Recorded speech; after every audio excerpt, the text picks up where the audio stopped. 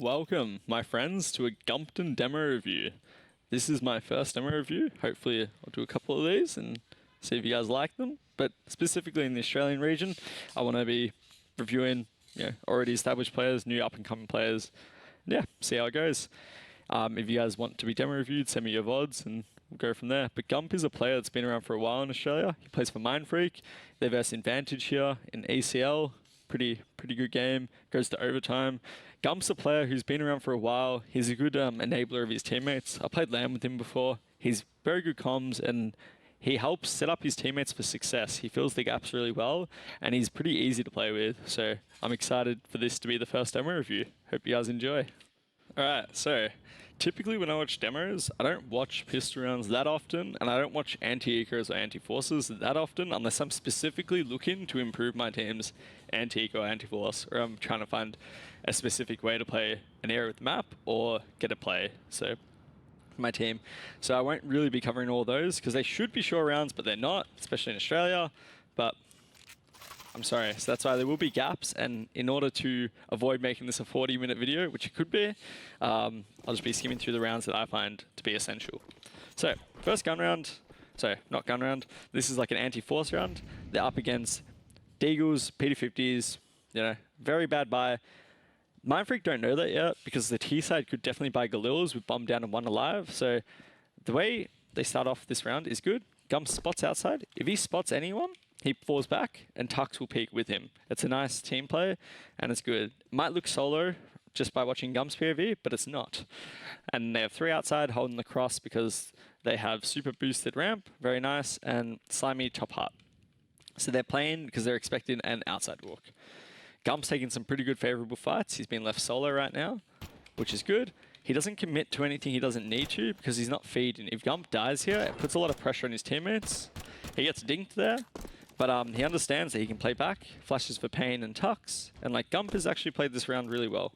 Didn't get any kills, doesn't overcommit, and yeah, sort of secures the pistol round. So it's like well played by Gump and a good understanding. Yeah, it's the first gun round, important round, just pretty standard across the board. They're starting double ramp, they might be going for another boost. Slimy's solo and A, he's using block util. Gump's in the snail molly. These T's have actually hit with a phase mouse wall. Mouse smokes for my team is just this smoke and this smoke. The deep smokes outside and they allow you to cross if you path along here. If you path along the back wall, you get seen by heaven. So something here, the first note that I've got for Gump and Mindfreak in general is that understanding the internal timers, the snail ball is still up, hasn't been extinguished. Gump needs to just hold off on blocking because his teammate Tux hasn't heard anything. Something that's really important is the Annex player needs to have good comms if you're playing outside, and the outside player needs to have good adaptation and understand when the pack is there and what sort of cues are giving that away. You're not going to be perfect, you're not always going to know that. But Tux, obviously I don't have the comms, it would be super helpful to have the comms to have a better understanding of what unfolds here. But if we listen to Tux's sound and see if we hear any running outside or not.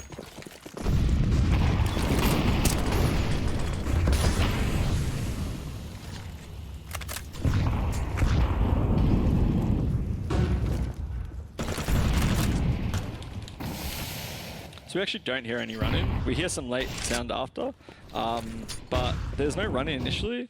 So with that, you need to understand that they probably haven't passed through your snail melee because Tux probably would have heard it, and the snail melee is still up. So holding off on that HE is important because if Tux hasn't heard anyone, or the Annex player hasn't heard anyone running, they actually can't be crossing yet. So this HE is just a couple of seconds too early outside. As you see, they're still on this back wall, they're walking across. If Tux heard the other team running and he hears them send it, then that HE is perfectly timed. But because he hears nothing, you just got to delay it. This second HE has better timing because he has 3 or 2 HEs to throw. Sees them there, but then Gump's in an awkward fight at this point. Yeah, I think Pain gets blinded here as well. Or Pain is the third HE, they're just bombing these over. So they actually throw quite a lot of HEs when they can't be crossing yet. At least like those first 2. Maybe Pain's is a bit better timing, but that first one is definitely too early. Yep, they need them cross in. And now Gump is stuck at unbreakable in an awkward 1v1 with the right eye peek. So, pretty unfortunate, but that understanding is super important just to have, and just to know that your Annex player needs to give you that information, and you need to adapt to that information in live time, especially if you have the snail molly up and you don't hear footsteps. So the next round I picked out is a pistol round with the saved rifle. Gump has the only AK, and I think this is super important, just a general understanding for a lot of people. Gump plays this round really nicely and understands he has the hero gun. He needs to make the play to win his team the round. So his team needs to be in a complementing setup, and he needs to be taking one of the early initial duels. So he peeks door, which is like really good, because he's not waiting for things to fall into place. He's not just AFKing outside, he's actively taking a fight door, which is one of the most high impact areas, you know, lots of fights through there. His teammates are in a good hut setup. They walk into the play, gets a nice kill, and he gets a nice kill door, which is like really big. And this round goes from like all pistols and a saved gun being like pretty unlikely to being 3v3 winnable. You want these rounds to break down into like brawls, because you don't have good, you two as CT, you don't have good guns, so you want things to be unpredictable. You don't want the He's to be able to methodically go through and clear map control and just U2 you out. So they're walking ramp as 3. Gump's going bit back, so a bit back behind his teammates so he can take good trades and take good fights. Skull Hunter goes off here. Pretty unlucky, like good round overall. Very nice understanding by Gump and his team. This is second gun round. So Gump's his snail molly. He's threatening the outside cross or close play with that flash. That flash blocks the jump spot vision, which is good. See, he turns from it, but it's good. Blocks that vision, blocks that info at the start, which is nice. Creates some confusion. What I like here by Gump, he changes up his position, goes heaven. When they do the close smokes, he knows that typically teams cross fast with that if they're from close, and you can tell by how quickly they land. I like that he spams instantly, throws the HE. It's like good understanding. Now he blocks A because his teammate Pain. A lot of people want a Pain demo. Pain is super sharp here.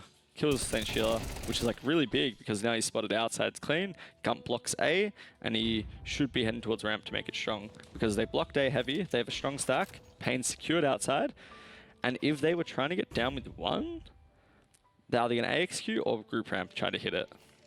And they've cleared outside, so they've got a double setup ramp. Pretty unlucky that Gump gets killed there.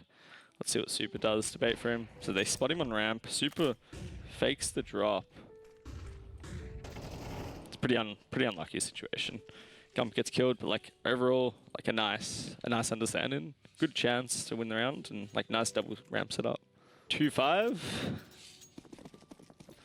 Let's see. It's a big round for Mindfreak. So they drop on the HEs. That's sort of like their counter to the outside wall. Vantage have been throwing the deep mouse smokes quite often. They've shown variation with the close secret ones. Typically they're dropping with it, or they're having the pack there. But it's a nice counter. They've got the triple nades. They've obviously pre-discussed this. On Snail, there's no pressure outside. Gump's just spawning for info. Sees the mouse makes coming in. I like this spam. You should be able to see people cross in, but doesn't. He gets big info there that no one's outside. That's like a really big call. Because he was spotting the cross previously, it's pretty unlikely that they cross in that time. Especially with mouse smokes, they don't typically want to cross on the back wall. Because if you cross on the back wall, you're going to be open to heaven. And you can die. So when you're crossing, it's going to be usually through this avenue. So Gump gets nice info there, clears it. Should have a good understanding now that the pack isn't outside and that it's a fake. He secures that understanding by this. No one there, their team's taking contact, I believe ramp. They've got 2 kills, so that's really good. And now Gump, he cleared outside. He knows in a 5 vs 3, he doesn't need to take a 1v1. So what I like here is that they swap to Pain AWPing outside. It's really good. Pain picks it up. Super's playing back box at ramp, pretty passive. And now they have a strong A setup. What's good about Mindfreak's play is that they're not static. They don't just stay the same. They move around, they actually adapt to the information, and they play for the round win, and they play for their advantages. So it's good. That's super nice by Gump. That reposition to A. Comes to clear outside, nothing there. He's just spamming. Does the Drox, but like overall, like a really nice round by Gump. And like good understanding of what wall is thrown and how to actually spot for information, and then yeah, how to play around that. So it was good. 4-6. Vantage have gone outside quite heavily. Last round they committed with smokes, they walked across again. They've committed outside 2 or 3 rounds in this half, most of the gun rounds. So Gump is having an adaptation where he's just going to start instant down. Pain is going to cover outside with glaive smoke. Tux is watching the wrap. They fill the util pretty nicely here, and they threaten that they could be close because they haven't really thrown the glaive smoke that often. So it's good. Vantage have to be a bit cautious here, and Gump is actually playing to block down. Something that could be cool by Mindfreak is to actually just fight outside with numbers and go for like a red peak, come through here on peak, actually fight red box. But overall, like this is the adaptation they chose, and it's like pretty good still. It's a good adaptation. They could fight, but that's just like team preference and whether they want to get aggressive in their face. So yeah, overall good adaptation. They go and hit the A site, so unlucky, didn't work. But Gump has that dog in him and dies in vent. Sometimes you got to make that play, so not too bad. Good adaptation overall. And now this next round, last round of the half, this is what I was talking about. So St. Sheila goes aggressive outside.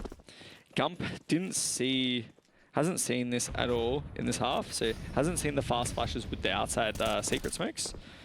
These smokes, plus the outside fast flashes, St. Sheila gets down. Good adaptation, good change up by Vantage and St. Sheila. But now Gump knows that this is actually how St. Sheila plays when he wants to go fast down.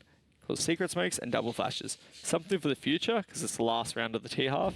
But overall, like a good understanding now for Gump to take forward that that is what it looks like when St. Sheila is crossing down fast. Because St. Sheila doesn't typically throw double flashes outside with the secret smokes to support that. So when they throw that, it shows that there's a change up in variation and that there's actually, you know, a different way that they're going to play the round. So something for the future. Nice kill into Night Raid. He has to clear left side sight. Pretty hard position with decon door open. Tries to commit to double door. Unfortunately, they're not there. Nice kill to St. Sheila. Good to make it a 1v1. Has no kit, so it's rough. But yeah, overall a good half by Gump. Highest UD in the game. You hope so. Outside play against the nades. Some decent flashes. Maybe could go a bit more aggressive outside with his team. But overall, good adaptation. Didn't play the same place twice, really, too often. So I think nice adaptations, good half. Yeah, some things just didn't go Mindfreak's way. But overall, pretty well played. So a round that I actually want to point out by Mindfreak is pretty rough. 8-5, so they've won the pistol. This is the second round. You know, get some momentum, get back in the game.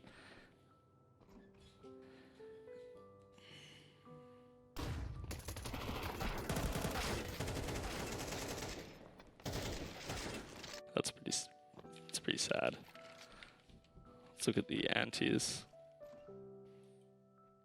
So you have 3 people facing at once. Like that's pretty bad for that reason exactly. Like it is against pistols, and could argue that flash of the timing's good, but it is also 1 minute 40, 1 minute when it gets thrown, and they haven't really shown much aggro across the map, so the aggro could be anywhere. At this point, there should be like a super high concern for any aggro, especially in lobby. Hut comes through as well.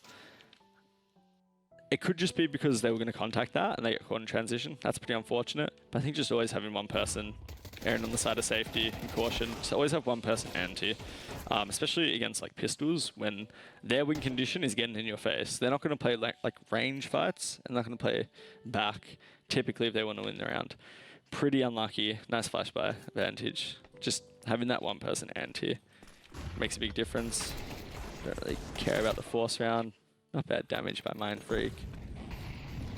It's demo crap. Clock round, skip this. I think they actually get out to the side there, which is pretty crazy.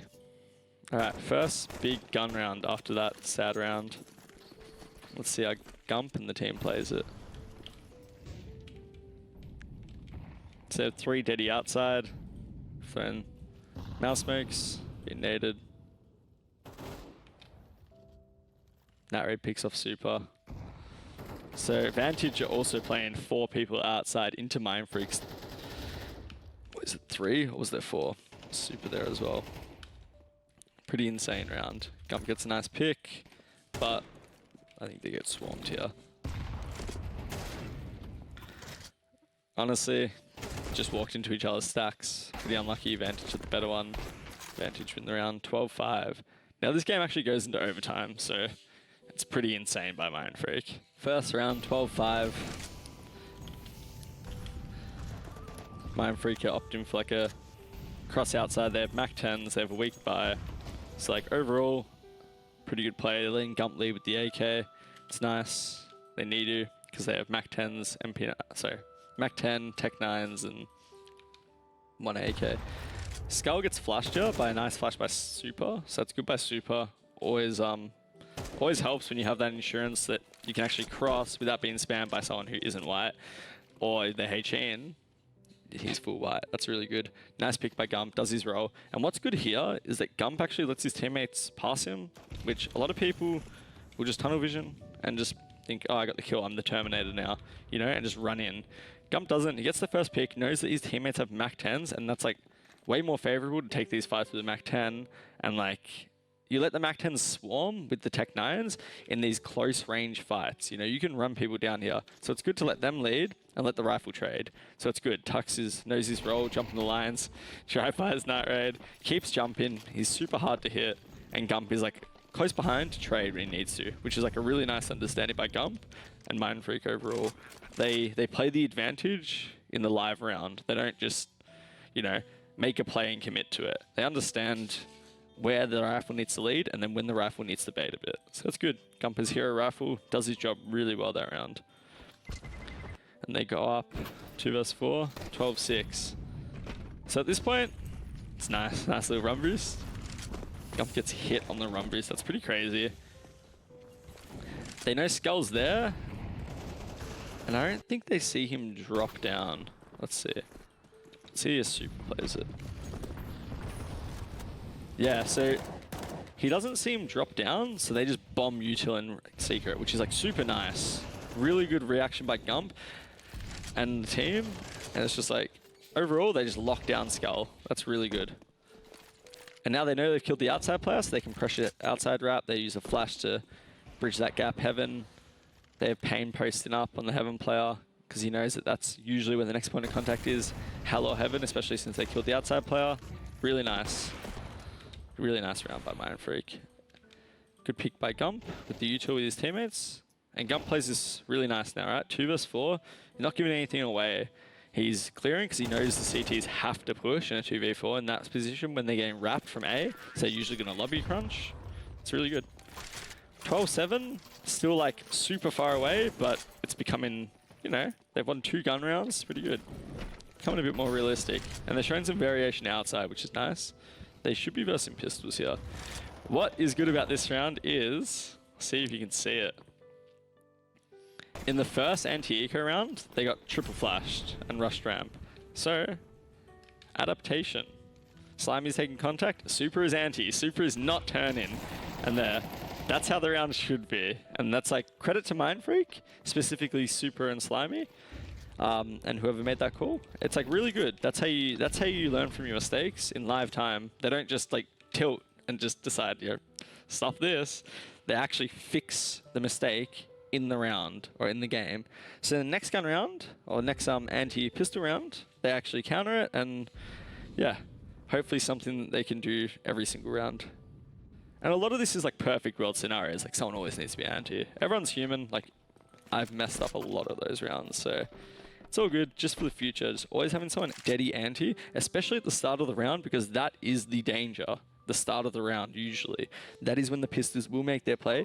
The longer the round drags out, the more util you can use to clear space and take control as the tees. And, you know, the less likely those plays are to happen. So yeah, really nice, good conversion. And they're on.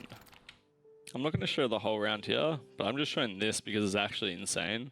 It's 5 vs 4 to Vantage, 12-8. They've got a nice little double A set up. The T's are sort of forced into pushing through Annex and split in from outside. Credit to Mindfreak, they don't crumble under the pressure of time, which is really good. But watch what happens on the A side. It's actually insane. And Slimy capitalizes, which is sick by Slimy. Slimy gets a nice pick on the Drox. I think Drox spots him and jiggles again. Or maybe that was just unlucky timing. Drox throws the molly after he dies and he mollies out Saint Sheila. That's actually insane. That's how they lose this round. Maybe they would have lost anyway. Maybe they would have won because Silent Shield's in a good spot. That's actually insane. Yep. Now it's round over. That's crazy. I just wanted to show you that because that was awesome. I think one adaptation that Vantage could make is that they fought outside really heavily in the first gun round and it worked really well. They sort of give up that space going forward. Oh my god. Which sort of bites them in the bottom a bit. I'll go through and I'll see how aggressive they are outside. Because Mindfreak is sending 2 to 3 outside pretty much majority of rounds. So 12-6, they win that round. 12-7, they've got the anti-pistol round, so they just send up a nice lobby default. It's good. 12-8, they've got the pack outside again. They've actually got 4 people there. Vantage aren't finding it. They're actually playing with Night Raid down, which isn't that bad, but you know. 12-9. So at this point, Mindfreak have actually just gone outside every round. All the big gun rounds. And they've gone with 3 or 4. And they're just staunch in Vantage. Like I said, once again, like 3 or 4 outside again. And it's the start of the round. It's not like it's mid-round. So it's just like an adaptation on Vantage's side. Vantage, I don't know if they came into this game with a first gun round predetermined, but yeah, I don't know. I think that's just something that needed to change, and they need to identify that the outside was just getting stomped. And it's not the outside players' fault to hold, like, it's not their responsibility to hold the whole team, but it is their responsibility to call for help and to call for the adaptation. What's really nice about Mindfreak here, though, is that Mindfreak at 12-11, after they've gone outside like 5 rounds in a row, they actually just fake the outside and they go and they group lobby, which is like a super nice adaptation. Because at this point, Vantage have adapted, but 1 round too late. And now Mindfreak just walk into ramp and trade out. Omi actually gets a big double, which is insane. But like, yeah, just a little thing to notice. Just adaptations like super key, and yeah, just calling those as quick as you can. This round's pretty nice by Mindfreak. They, instead of just doing the wall outside, they show a different face, which puts alarm bells up for Vantage that it could be, you know, an A execute or a ramp hit or anything else. They've shown different variation, which is good. And they're actually just letting Pain lead with the AWP, which is super strong. Especially outside, mostly all right eye picks, all super favorable. Gump goes back, he's the real team player, goes back, gets the bomb. Molly's so he can boost up Pain without worrying about secret. Then when Molly fades, he understands that's his responsibility. Second Molly's down, doesn't need to watch anymore. Something that Mindfreak do really well, and better than a lot of other teams in the lower tier of Australia, is that they are comfortable freezing and just holding map control. Like, and because especially when they man up, they know that the CTs are usually going to get active, so they're just locking down all the positions where the CTs can get proactive, which is like really nice. And they're sort of forcing the CT's hand. It feels like a chokehold for the CTs. Mindfreak slow it down for like 20-30 seconds, and they're still holding all the essential spots. And when the CTs push, they actually capitalize. It's like super nice play, super good slow counter strike, and it's like that's how you convert a man advantage, really. So that was like super nice by Mindfreak. At 12-10 as well, they don't let the pressure get to them. They're obviously like pretty comfortable in those late round positions.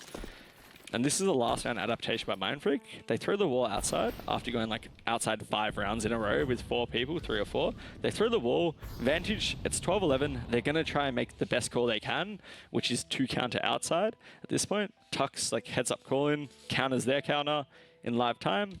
They still have the util to fake outside, and he calls a ramp hit, which is like really nice by Tux and really nice by Mindfreak. They know that Vantage have to adapt at this point unless they're going to overtime. And yeah, they do like a nice adaptation to Vantage's adaptation. Which Omicello gets like a really nice double here, which is insane. Really makes this round winnable. He was solo, he shouldn't get 2 there, but you know, shit happens. He played really well, so good on him. That was a really nice double by him. And this round gets like crazier. Gump's dead, but I'm going to show this round. Tux 1v3s, the GOAT. This is insane, because Night Raid doesn't have a kit here. If he has a kit, maybe he can just stick it. But I also understand Night Raid's perspective. He thinks that Tux has to swing him there. That was like super nice by Darks. Insane in the membrane. It's pretty unfortunate here as well, but it's like a good understanding. Very nice set round. Gump is the third player out. Second player usually smokes the molly, but the molly's late here. Gump adapts, smokes the molly, and he doesn't follow the first two people on the right side, he goes left side, which is how the third player should go. They should typically go the opposite side of the entry back. So it's good play. Nice molly to heaven, they double molly. It's pretty unfortunate. Gump just gets railed here. But like, a nice solid round by Gump. Good fundamentals. And like, good team play. They've obviously spoken about that round, which is good. That's what you want to see. Let me see, I think Gump counters St. Julia in the next round. But yeah, gets the outside wall thrown against him. Once again, it's sort of like the understanding that I was talking about before. It's like the snail molly's still up here. This is just something that can easily be fixed. The snail molly's up. The time is still going. They actually, unless they jumped through the molly and then the team tanked a bunch of damage, they can't be crossed here. So it's like super important that you just like chill out, hold your util. And what I was saying earlier about the Annex player is that Pain can actually hear them if they're running outside. It's super important to understand that. They're walking, Pain doesn't hear anything. Maybe he hears the drop from Drox, but they're not running and he can't hear numbers. So it's super important to hold that molly for a little bit more because they actually can't be there yet. If you hold that for like 2 to 3 more seconds, super strong. Vantage also molly secret, top secret, which shows that they're not going fast, they're walking. So it's like super important to understand. Let's see what they do. I think they also HE the smoke pretty preemptively as well. Once again, like they can't cross, the snail molly's just faded, they're walking, there isn't heavy sound, so they've used both their nades and molly to block. When like, you know, it could be a lot stronger. They've shown heavy now outside pressure with the flashes. So Mindfreak think it's a wrap. Pretty nice by Vantage. But I think just being a bit more patient, a bit more comfortable with the util that's up and understanding how important this information is right here, the Annex player. Their comms like super gold here.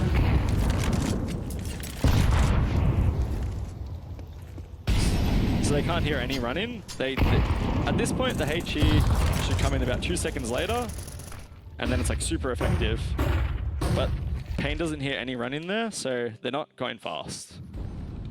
Just a good understanding to have, and just like saying that for the future.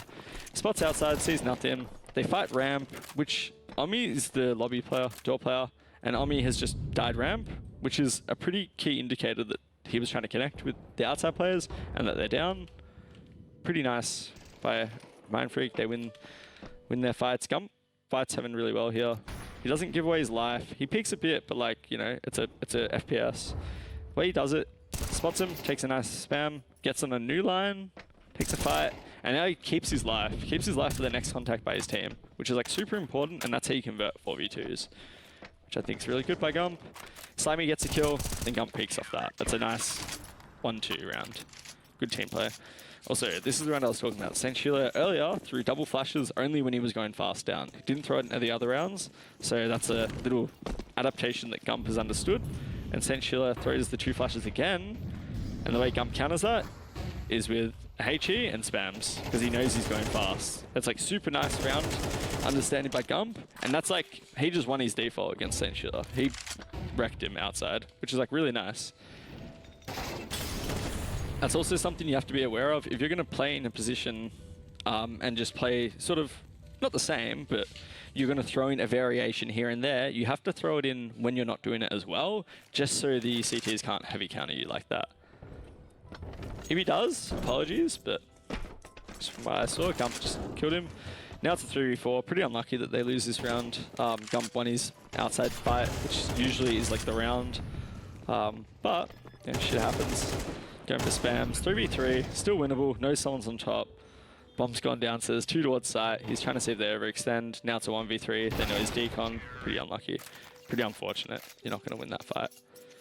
How did Mindfreak play the last round? So done Snail Molly. Gump has done that.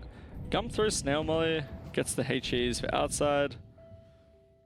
They're doing this, they're doing the connecting smoke, so they throw the first smoke and then they can do whatever they want after it. They can have a bit more of a timer on it. So let's see. I thought they were throwing separate smokes that round, my bad. They've actually crossed with the outside flashes. Tuck should have heard the run in, so he knows that they actually are outside and they're threatening the wrap. Gump plays really nicely here. He doesn't overextend. He holds Warehouse because Warehouse is his responsibility here. He's not going to die by overpeaking. Tucks, Slimy, Super, just rail them outside. Like, super nice counter by them. Overall, like a pretty sick played demo. Pretty sick game by Mindfreak to come back 12-5. Like, that's insane resilience. Slimy went off. Gump had like really good understanding, enabled his teammates. I feel like Gump as a pack player is like really strong. He fills in the gaps really well, and even when he's finds himself on extremities, he plays really well to, you know, do the best play possible. So that was like a really nice game. He had the highest U2 damage, I'm pretty sure, by quite a bit. And yeah, I think overall solid.